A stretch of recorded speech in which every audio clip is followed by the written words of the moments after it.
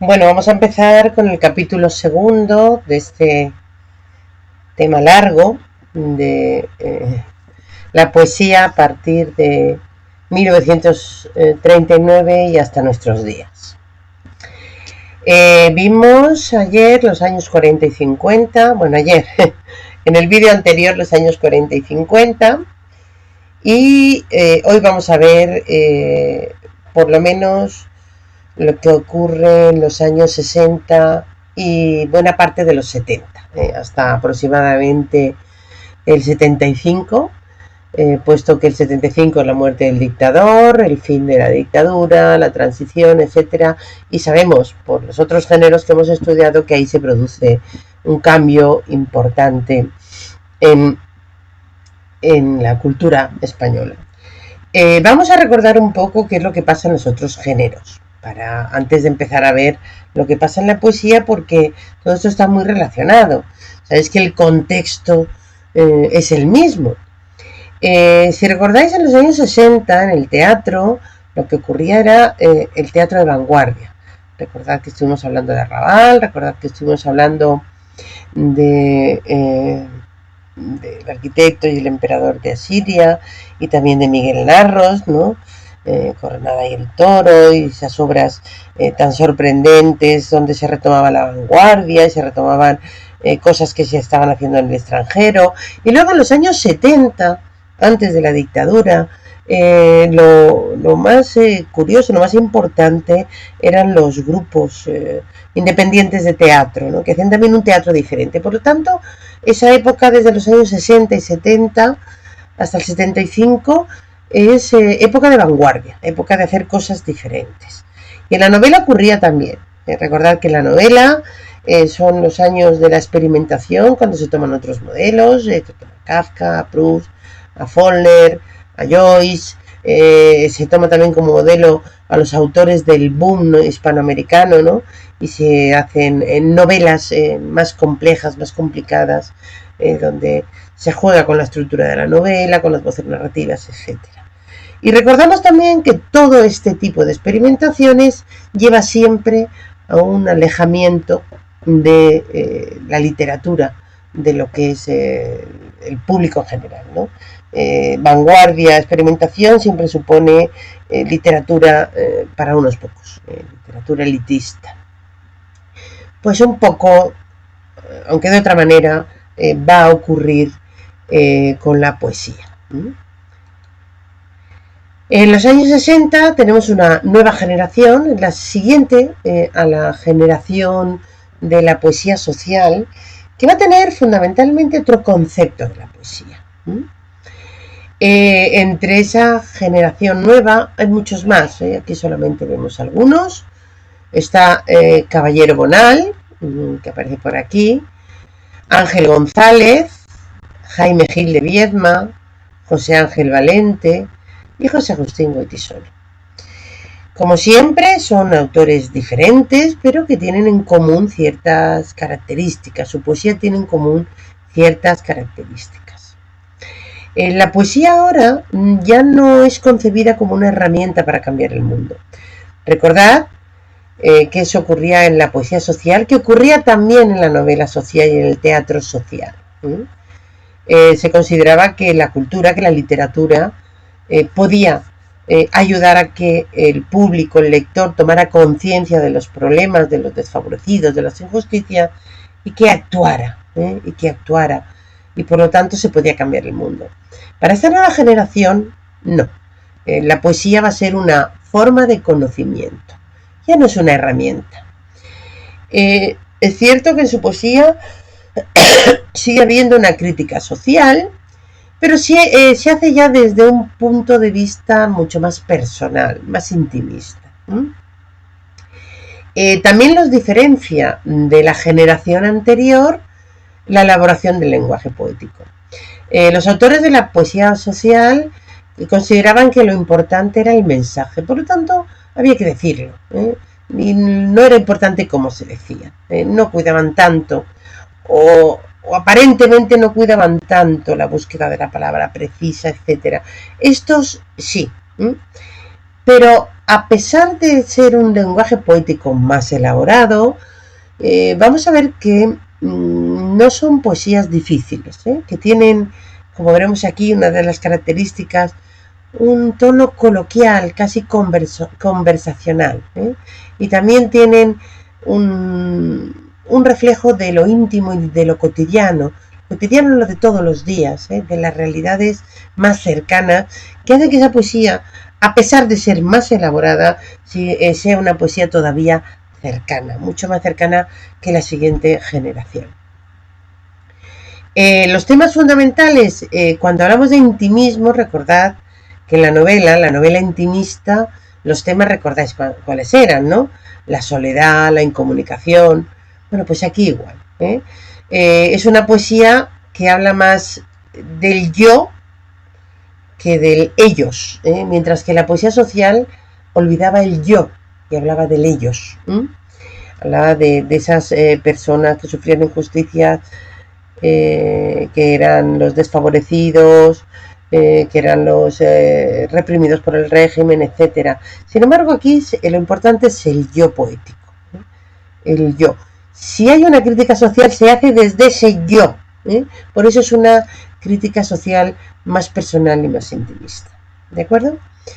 Bueno, pues en los temas hemos visto que es la soledad, la incomunicación, la expresión de lo íntimo y de lo cotidiano, como hemos visto antes, de lo de todos los días, del café que se toman, y a todo eso añaden algo nuevo, que es el sentido del humor y de la ironía, para distanciarse de la realidad.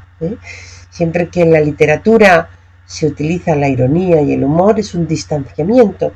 Fijaos, eso se ve muy bien en un poema que os voy a leer, de Ángel González, que habla del amor. Y en el amor es muy importante la mirada, los ojos. Hay miles, millones de poemas amorosos que hablan de la mirada y que hablan de los ojos. Y Ángel González, ese tema tan tradicional de la literatura, lo toma con sentido del humor. Y le da ese tono coloquial de conversación. Es como una conversación.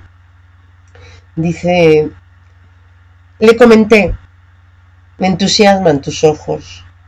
Y ella dijo, ¿te gustan solos o con rímel? Grandes, respondí sin dudar. Y también sin dudar me los dejó en un plato y se fue a tientas. Expresa pues algo que puede ser surrealista, una escena surrealista, pero que también tiene esa ironía, ¿no? De esa valoración de la mirada y los ojos en la poesía amorosa. Prefieren, por supuesto, el verso libre. El verso libre significa que no se somete a medidas. No hacen endecasílabos, no hacen heptasílabos, no hacen dodecasílabos, sino que el verso se extiende lo que ellos necesitan o lo que ellos quieren. Tampoco se someten a la rima. Muchos alumnos que conocen poca poesía dicen, entonces no es poesía. Sí es poesía, porque mantienen un ritmo, porque mantienen una forma de decir que es poética. También hay una característica importante, y es la disposición de los versos. No van alineados uno detrás de otro. Muchas veces el segundo verso, el tercero, se desplaza a la derecha y el otro vuelve a su sitio, el otro se desplaza y dejan una palabra suelta, sola, con una disposición que recuerda todas aquellas cosas que se habían hecho en la vanguardia. Recordáis que era la disposición del poema de una manera plástica, casi como si fuera un cuadro. Pues eso lo hacen mucho. Lo veréis cuando os mande la antología, porque ahí se ve claramente. Bueno, os voy a leer un poema, os voy a leer algunos, un poema de Jaime Gil de Biedma. Bueno, pues también siempre sabéis que yo hablo de mis gustos. ¿Quiénes son aquí grandes? Bueno, pues Jaime Gil de Biedma, José Ángel Valente, que es un poco diferente. Su poesía, digamos, es más seria, su poesía es más concentrada, va mucho más a las esencias, es sentido más Juan Ramoniano que el resto. Es una poesía, por lo tanto, más difícil. Me gusta fundamentalmente Jaime Gil de Viedma. Sabéis que me gusta contar cotilleos. Jaime Gil de Viedma era primo hermano de Esperanza Aguirre. Esperanza Aguirre se llama de segundo apellido Gil de Viedma. Bueno, pues era de otra rama de la familia de Esperanza Aguirre, una rama diferente. Eran gente, como los va a contar en el poema que os voy a leer, gente de la burguesía catalana, rica. Tenían empresas importantes. Él se hizo cargo de esas empresas y lo hemos trajeado. Y me gusta también, ¿no?, ese hombre empresario que era poeta. Barcelona va a ser importantísima. Lo vamos también a ver en la otra generación. Barcelona tiene una burguesía mucho más desarrollada que Madrid, porque tiene una industria mucho más desarrollada, y la burguesía, cuando estoy hablando de burguesía, estoy hablando de la alta burguesía, la burguesía rica, ¿no? Una burguesía más culta, mientras que Madrid era una ciudad de servicios, una ciudad administrativa, de funcionarios, que no tenía empresas, fábricas, empresas importantes. No se desarrolló esa burguesía. Además, en Cataluña se vive muy cerca de Francia. Pasar a Francia era muy sencillo. Cogías el coche y te ibas a Francia, y en Francia pues se podían comprar libros prohibidos, se podían ver películas aquí no se podían ver.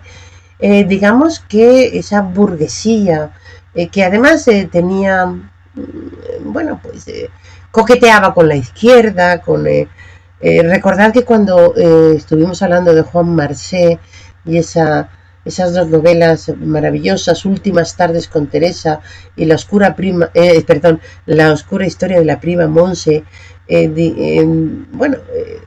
hablaba de esa burguesía, criticaba también un poco a esa burguesía culta y de izquierdas y maravillosa. Pero sí es cierto que se va a convertir en un núcleo cultural importante. Los Goytisolo son de Barcelona, viven en Barcelona. Jaime Gil de Viedma está en Barcelona. Luego veremos que la generación posterior también.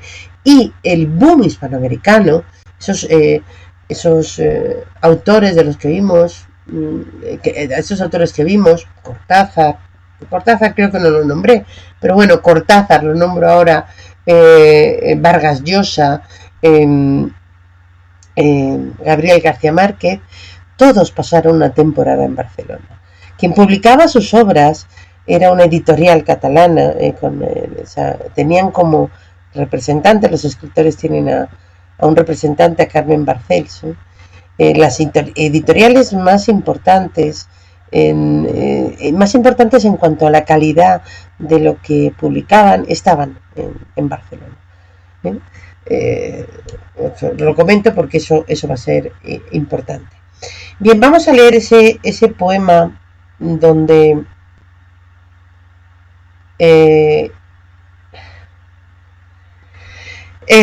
Jaime Gil de Viedma habla un poco de su infancia. Hablar de la propia biografía, de los propios sentimientos, también es muy típico de esta nueva poesía intimista. El poema se lo dedica, se llama Infancia y Confesiones, y se lo dedica a Juan Goytisolo. Juan Goytisolo es el hermano de José Agustín Goytisolo. Es el tercer hermano. Cuando hablábamos de Luis Goytisolo y Juan Goytisolo, dije que hay otro hermano del cual hablaremos en poesía.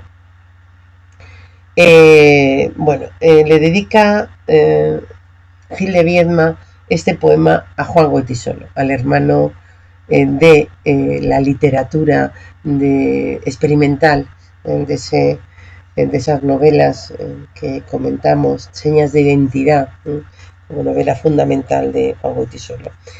Y le habla así: cuando yo era más joven, bueno, en realidad será mejor decir muy joven, algunos años antes de conocernos y recién llegado a la ciudad, a menudo pensaba en la vida.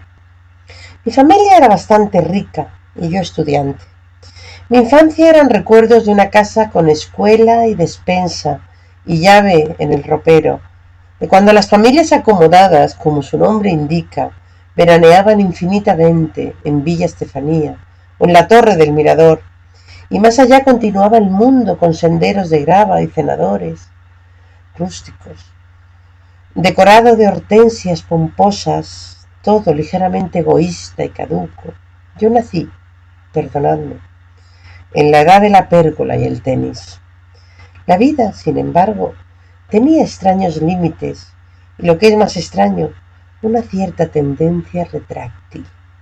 Se contaban historias penosas, inexplicables sucedidos, donde no se sabía, caras tristes, sótanos fríos como templos. Algo sordo perduraba a lo lejos y era posible, lo decían en casa, quedar de ciego de un escalofrío. De mi pequeño reino afortunado me quedó esta costumbre de calor, una imposible propensión al mito. Bueno, es de su obra Por vivir aquí de 1959. Veis que tiene ese carácter casi de conversación, como si nos lo estuviera contando. Os voy a leer otro, en este caso de José Agustín Goytisolo. Es un poema que yo creo que habréis oído alguna vez, o bien cantado, bien leído, aparecido en alguno de vuestros libros, y es un poema precioso. Lo compuso José Agustín para su hija Julia, cuando su hija era pequeña, y yo siempre he sentido mucha envidia de no haberlo podido componer yo para mi propia hija. Y os lo dedico porque también se puede dedicar a cualquiera de vosotros, a cualquier joven, aunque yo no sea vuestra madre. Una vez, bueno, luego lo cuento. Palabras para Julia se llama, y dice lo siguiente. Fijaos en ese tono como de conversación, como coloquial, poco embarado. Dice José Agustín Goytisolo: tú no puedes volver atrás, porque la vida ya te empuja como un aullido interminable. Hija mía, es mejor vivir con la alegría de los hombres que llorar ante el muro ciego. Te sentirás acorralada, te sentirás perdida o sola, tal vez querrás no haber nacido. Yo sé muy bien que te dirán que la vida no tiene objeto, que es un asunto desgraciado. Entonces siempre acuérdate de lo que un día yo escribí, pensando en ti, como ahora pienso. Un hombre solo, una mujer, así, tomados de uno en uno, son como polvo, no son nada. Pero yo, cuando te hablo a ti, cuando te escribo estas palabras, pienso también en otros hombres. Tu destino está en los demás, tu futuro es tu propia vida, tu dignidad es la de todos. Otros esperan que te resistas, que les ayude tu alegría, tu canción entre sus canciones. Entonces siempre acuérdate de lo que yo un día escribí, pensando en ti, como ahora pienso. Nunca te entregues ni te apartes. Junto al camino nunca digas no puedo más y aquí me quedo. La vida es bella. Tú verás como a pesar de los pesares tendrás amor, tendrás amigos. Por lo demás, no hay elección. Y este mundo tal como es será todo tu patrimonio. Perdóname, no sé decirte nada más, pero tú comprende que yo aún estoy en el camino. Y siempre, siempre, acuérdate de lo que un día yo escribí pensando en ti, como ahora pienso. Bueno, es un poema que ha sido cantado muchas veces, y lo que iba a contar antes, un día, hace tiempo, me presentaron a Julia Goytisolo, y yo me emocioné muchísimo porque este poema a mí siempre me ha gustado mucho. Me emocionó mucho conocer a esa mujer ya mayor, es mayor que yo, a la que dedicó José Agustín este poema. Bueno, os mandaré más poemas, los veréis. Bien, vamos ahora a ver la siguiente generación. ¿eh? Que ahí sí es donde se va a notar más esa vanguardia. Es una generación que a mí me gusta mucho. Es la década de los 70. En 1970 se publica un libro, este que tenéis aquí, esta portada, en Barcelona. Lo publica un antólogo. El antólogo es el que hace una antología, que es Castellet. Castellet publica este libro donde recoge la poesía de 9 poetas jóvenes que están haciendo cosas nuevas. Y José María de Castellet llama a esa antología Los 9 novísimos, en una literación ahí de 9 novísimos, de Ns, S y Vs. Fue un éxito, evidentemente, porque dio a conocer a jóvenes autores que estaban haciendo otras cosas. Entre esos autores estaba Carlos Barral, que también era editor, otro editor catalán, Pere Gimferrer, Antonio Martínez Sarrión, Guillermo Carnero. Había una mujer, Ana María Moix. Estaba también Vázquez Montalbán, del vamos a hablar. Estaba también Leopoldo María Panero, del cual también vamos a hablar. Es decir, así hasta hacer la nómina de 9. Luego, evidentemente, había otra serie de jóvenes autores que no estaban ahí recogidos, pero que hacían una poesía similar a la que ahí se recogía. Estos eran como la punta del iceberg. Y esa poesía nueva que hacían, ¿cómo era? Bueno, pues era mucho más elaborada que la poesía de los años 60, la que acabamos de ver. Su primer rasgo es el culturalismo. ¿Qué significa eso? Es una poesía que está llena de citas culturales, citas literarias, no solo poéticas, citas literarias en general. Hay citas al teatro, hay citas a las novelas, hay citas a poetas, pero no solamente se citan sus nombres, a veces se cita un verso o se cita unas palabras que llevan al conocedor, evidentemente, a ese autor, que puede ser desde un autor griego, puede ser desde Homero, hasta autores mucho más cercanos, desde Lorca, o autores del 18, o autores del 17, o autores del 16. Cuando, como os he dicho antes, cuando estamos hablando de poesía difícil, poesía más complicada, poesía más experimental, es poesía para pocos. Y naturalmente esas referencias culturales se hacen para esos pocos que pueden entenderlas. Pero esas referencias no solamente son referencias a la literatura, también hay referencias al arte, a la pintura, a pintores, a la escultura, referencias a la arquitectura, referencias a hechos culturales.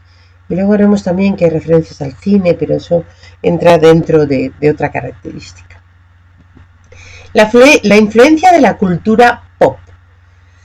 Yo no sé si conocéis mucho de la cultura pop, para vosotros os suena casi como las cuevas de Altamira. Supongo que sí os suena la música pop, ¿no? Bueno, la música pop arranca de toda esa cultura pop que comienza en los años 70 y se continúa comienza en los años 60 y se continúa en los 70. La cultura pop no solo música, la cultura pop también era por ejemplo, moda. La minifalda era algo que tenía que ver con la cultura pop, esa nueva forma de vestir, las formas geométricas en los estampados o incluso en el diseño de las ropas, ¿no? Los trajes de Courrèges, de una serie de diseñadores que hacían trajes de formas muy rectas. También en la pintura, yo no sé si conocéis, pero deberíais, a pintores como Andy Warhol, que hizo retratos de Marilyn Monroe o retratos de yo lo diré, Audrey Hepburn, o convirtió en objeto de arte algo tan cotidiano como es una lata de sopa de tomate, la famosa sopa de tomate que representa una y otra vez esa idea de la repetición de la misma imagen, como una fotocopia. Es un arte que también se fija en la cultura de masas, en el cómic, que reproduce muchas veces en cuadros como viñetas de cómic, que se fija en la televisión, en estrellas del cine, en el cine, etcétera. Que representa, por ejemplo, a King Kong, figuras de King Kong. Eso es el arte pop, es un arte muy interesante. Y también esta poesía tiene lo mismo que tenía el arte pop, un gusto por representar, por hablar de las culturas de masas, del cine. En los poemas van a aparecer actrices de cine, Rita Hayworth, Marilyn Monroe, disculpa, Audrey Hepburn. Van a aparecer escenas de películas de boxeo o escenas de películas de cine negro. Bueno, el cine, el cómic va a aparecer, la televisión, la música popular. Se empieza a reivindicar ahora la música que escuchaba la gente. ¿Y qué escuchaba la gente? Naturalmente estos son autores que se publican en los 70, pero ellos reflejan las cosas de los 60. ¿Qué escuchaba la gente? Pues la gente más popular escuchaba la copla, escuchaba a Juanita Reina, escuchaba a Concha Piquer. Eso es lo que sonaba en las radios. Y van a ser los primeros en reivindicar la copla, que había sido despreciada por los intelectuales hasta ese momento. Vázquez Montalbán va a reivindicar y a recoger en sus poemas, por ejemplo, fragmentos de canciones de Concha Piquer o fragmentos de boleros que también se escuchaban mucho, o también van a recoger fragmentos de la música italiana. La música italiana en los años 60 tuvo muchísima fuerza en España. Luego va a ser desplazada por la música anglosajona, pero en los años 60 lo que se escuchaba en las casas era música italiana, como Domenico Modugno. Veremos que en algunos de los poemas que os mando hay un verso que es un verso de una canción de Domenico Modugno. A vosotros Domenico Modugno probablemente no suene nada, pero sí su canción más internacional y famosa es Volare, Volare. Pues ese señor. Pues todo eso va a aparecer en los poemas. Además, van a despreciar la poesía ética y moral, la poesía que habla de las injusticias, la poesía que habla de las diferencias sociales. No le van a interesar eso, de lo que hablaba la generación anterior y la anterior. Y la generación anterior hablaba de eso,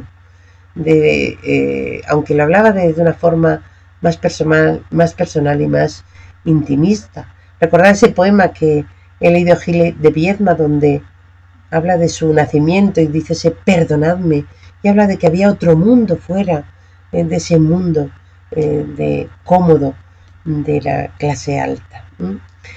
Otra característica es la vuelta a la experimentación vanguardista, sobre todo al surrealismo.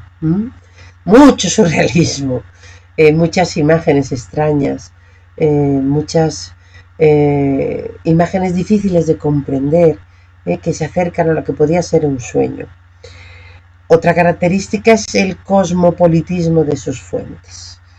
Es decir, cuando he hablado antes del culturalismo, ya más o menos lo he dicho, van a tomar como modelo poetas alemanes, como Hölderlin, o poetas italianos del siglo XIX, ¿no? Como Leopardi, ¿no? La poesía clásica, poesía inglesa, Eliot, etcétera. Es decir, son muy cosmopolitas, son gente que viaja, son gente de clase alta, Todo esto hace que sus textos sean más herméticos, además de ser los Tupper. Existe la poesía hermética, es aquella a la que es difícil llegar a entender, ¿no? Y los hace más difíciles.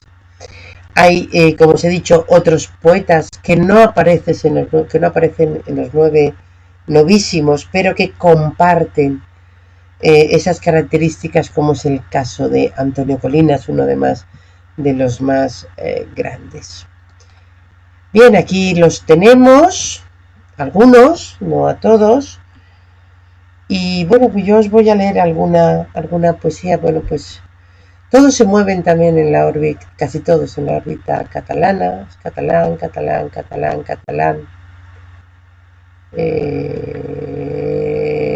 leonés, Carnero era levantino. Pero bueno, están en torno a esa órbita. Ya os digo que las principales editoriales, las que apostaban por lo nuevo, estaban en Cataluña. Por ejemplo, de Pere Gimferrer, que era tremendamente culturalista. Aquí tenemos un poema corto que se llama Una sola nota musical para Hölderlin. No lo he dicho antes, pero en cuanto a la forma, pues prefieren también el verso largo, el verso no medido, el versículo. Dice Pere Gimferrer: si pierdo la memoria, qué pureza. En la azul cresterilla la tarde se demora, retiene su oro en mallas lejanísimas, cuela la luz por un resquicio último, se extiende y me delata como un arco que tiembla sobre el aire encendido. ¿Qué esperaba el silencio? Príncipes de la tarde, ¿qué palacios oyó mi pie? ¿Qué nubes o arrecifes? ¿Qué estrellado país? Duró más que nosotros aquella rosa muerta. Qué dulce es al oído el rumor con que giran los planetas del agua. El poema se titula Una sola nota musical para Hölderlin. Hölderlin es un poeta alemán. La música también es importante en esta poesía, las citas musicales, no solamente de la música popular, también de la música culta, también de la ópera. Tenemos uno de los más famosos, la Oda a Venecia ante el mar de los teatros, que dedica a García Lorca. Dice: tiene el mar su mecánica, como el amor sus símbolos. ¿Con qué trajín se alza una cortina roja? O en esta embocadura de escenario vacío suena un rumor de estatuas, hojas de lirio, alfanjes, palomas que descienden y suavemente pósanse. Componer con chalinas un ajedrez verdoso. El moho en mi mejilla recuerda el tiempo ido y una gota de plomo hierve en mi corazón. Llevé la mano al pecho y el reloj corrobora la razón de las nubes y su velamen yerto. Asciende una marea, rosas equilibristas sobre el arco voltaico de la noche en Venecia, aquel año de mi adolescencia perdida.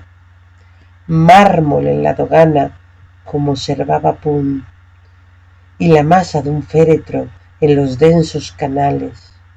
Id más allá, muy lejos aún, hondo en la noche, sobre el tapiz del Dux, sombras entretejidas, príncipes o nereidas que el tiempo destruyó. Bueno, me paro aquí, pero continúa. Está hablando de Venecia. El Dux era el que mandaba en Venecia, la Venecia clásica. En la dogana, dogana significa la aduana. La dogana es un lugar de Venecia. Como observaba Punt era un poeta norteamericano enamorado de Venecia y de Italia, también tremendamente culto. Creo que el tono de este poema da esa idea de surrealismo. Recordad que se lo dedica a Lorca. Es también de Pere Gimferrer, es uno de sus poemas más famosos, es más largo, lo veréis. Por ejemplo, de ese mismo libro, Ardernal, del 66, tenemos otro poema donde se ven estas referencias que os he dicho. Y dice, oh, ser capitán de 15 años. Capitán de 15 años, me voy parando, luego ya lo leeréis vosotros, hace referencia a una novela de Julio Verne que se llama Un capitán de 15 años. Ya tenemos ahí una referencia literaria. Continúo. Oh, ser capitán de 15 años, viejo lobo marino, las velas desplegadas, las sirenas de los puertos y el hollín y el silencio en las barcazas, las pipas humeantes de los armadores pintados al óleo, las huelgas de los cargadores, las grúas paradas ante el cielo de zinc, los tiroteos nocturnos en la dársena, fogonazos, un cuerpo en las aguas, con un sordo estampido. El humo de los cafetines, Dick Tracy, los cristales empañados, la música zíngara, los relatos de pulpos, serpientes y ballenas, de oro enterrado y de filibusteros, un mascarón de proa, el viejo dios Neptuno, una dama en las Antillas ríe y agita el abanico de nácar bajo los cocoteros. Hace una referencia ahí Dick Tracy, que es un personaje de un cómic creado en 1931 por un autor de cómic norteamericano. Bueno, pues veis referencias a Neptuno, esas referencias que está haciendo que tienen mucho que ver con las películas de aventuras y con los libros de aventuras. Otro poema que tengo aquí que habla es de Guillermo Carnero, preciosísimo, que tomando como referencia un cuadro del siglo XVIII que se llama Embarco para Citerea, bueno, pues habla de una nave que parte. Lo leeréis más adelante. Me interesa hablar de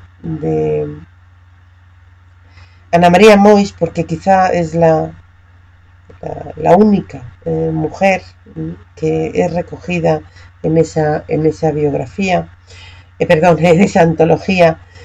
Bueno, tiene algunos poemas que ni siquiera son poemas, no tienen la forma del poema, son como pequeñas reflexiones en prosa, pero ya os digo que estamos en vanguardia. Y dice, un pájaro azul y el horizonte, el mar que regresaba despacio a mis espaldas sin alcanzarme. Nunca. Recogeré las flores en la arena como si fuera la primera vez que sueño sobre la playa. ¿Vale? Ni siquiera tiene forma de poesía, de verso, uno detrás de otro. Las gaviotas volvieron al mediodía y bajo el sol nos asesinaron con razón. Habíamos echado a perder la playa con tantos sueños. O me interesa también hablar sobre todo de Manuel Vázquez Montalbán. Lo nombramos cuando hablamos de la poesía, de la novela negra, a partir del año 75, una de las corrientes. Él es el gran creador de la novela negra además de calidad. Él adapta las características de la novela negra, recordadlo, a la realidad española, y convierte esas novelas casi en novelas sociales, en novelas en las que vemos la vida de la Barcelona de esa época, de la época contemporánea, cuando se escriben esos personajes que viven en el Raval, ese barrio que era un barrio chino, un barrio de prostitución, un barrio marginal. Vemos a la gente que ha sufrido la guerra, en fin, son novelas tremendamente interesantes. Pero Manuel Vázquez Montalbán, que tuvo un gran éxito con la creación de ese personaje, Pepe Carballo, que tiene mucho de él, mucho de su auténtica biografía.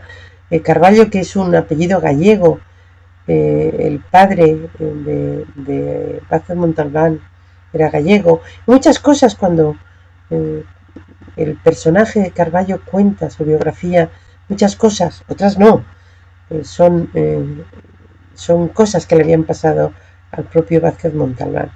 Una de las características de ese detective privado tan particular es que cocina mucho. En todas las novelas daba recetas, le gustaba mucho comer, como le gustaba mucho a Manuel Vázquez Montalbán.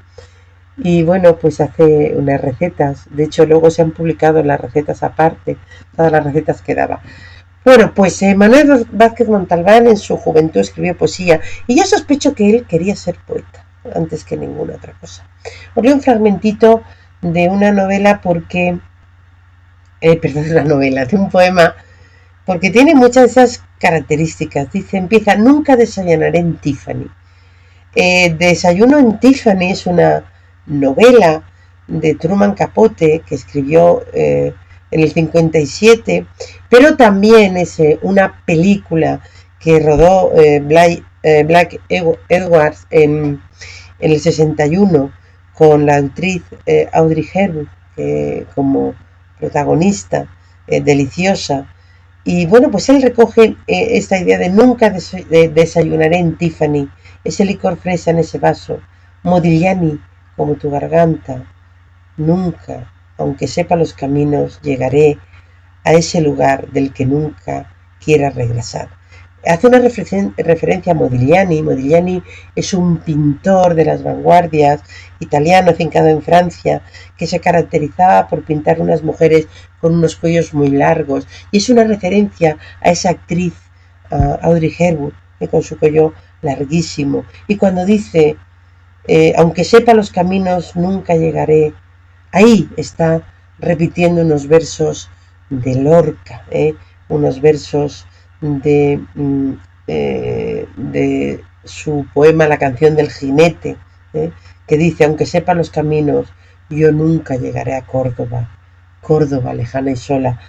Bueno, pues repite algunas veces ese verso, o un poco modificado de Lorca. Habla una fotografía, también las fotografías se insertan en la poesía. La fotografía va a tener un desarrollo muy importante en estos años. Dice, una fotografía, quizá una sonrisa enorme, como una ciudad atardecida, malva el asfalto, aire que viene del mar, y el barman nos sirve un ángel blanco, aunque sepa los caminos, nunca encontraré esa barra infinita de Tiffany. Bueno, no sé si sabéis que Tiffany es una de las joyerías más importantes de Nueva York. Continúa el poema, el jukebox eran las máquinas donde metías monedas y elegías una canción y se escuchaba, donde late el último Moduño, esa referencia a Domenico Moduño, ese cantante, ad un attimo d'amore che mai più ritornerà. Ella ahí reproduce un fragmento de una canción de las más famosas de Domenico Moduño, que es el Vecchio Frac. Y quizá todo sea mejor así, esperando, porque al llegar no puedes volver a Ítaca, lejana y sola. Y ahí en Ítaca hace una referencia a esa isla del mar Egeo, de donde era Odiseo, y donde tiene que volver Odiseo tras la guerra de Troya, inicia un viaje que es el que se cuenta en la Odisea. Como veis, muchas referencias a diferentes cosas. Al llegar no puedes volver a Ítaca, lejana y sola, otra vez la referencia a Lorca, ya no tan sola, ya paisaje que habitas y usurpas, bueno, etcétera. Luego hay otro, interesa mucho Leopoldo María Panero. Leopoldo María Panero era hijo de Leopoldo Panero, uno de los poetas de la poesía arraigada, falangista, de derechas. Leopoldo María Panero es uno de los poetas más interesantes y más desgraciados. Pasó buena parte de su vida de un manicomio en otro. Estaba adicto a las drogas. Tuvo una vida muy complicada, pero tiene una poesía tremendamente interesante. Por ejemplo, os leo aquí La matanza de San Valentín. La matanza de San Valentín fue una matanza que ocurrió el 14 de febrero del año 29, no recuerdo. Bueno, fue una matanza de la mafia que mató a otros de la mafia, de dos bandas rivales, que se cree que hizo Al Capone y que apareció en 50.000 películas, ¿no? Y él hace un poema que se llama La matanza del día de San Valentín. Y fijaos, dice, King Kong asesinado como Zapata, ¿por qué no Mayakovsky? O incluso Pavese. La maldición, la noche de tormenta, dies irae. La mentira de Goethe, antes de morir, las 30 monedas, la sombra del patíbulo. Marina Vetaeva, tu epitafio serán las inmensas praderas cubiertas de nieve, donde hace una serie de referencias al cine King Kong, a Zapata, que es un personaje de la Revolución Mexicana y también un personaje de una película de Viva Zapata, Mayakovsky, un poeta futurista ruso que se suicidó, Cesare Pavese, también un poeta y un escritor italiano que también se suicidó, La maldición, la noche de tormenta, Dies irae, la ira de Dios, también es el título de una película. La mentira de Goethe, un escritor alemán romántico, las 30 monedas como referencia a Judas, la sombra del patíbulo, Minerva, no sé, Vetaeva, es una escritora rusa que también se suicidó. En fin, con un montón de referencias. Todo eso lo voy a mandar para que lo tengáis y trabajaremos alguno de los poemas. Bueno, pues nos quedamos aquí, que ya se ha hecho bastante larga o largo este capítulo.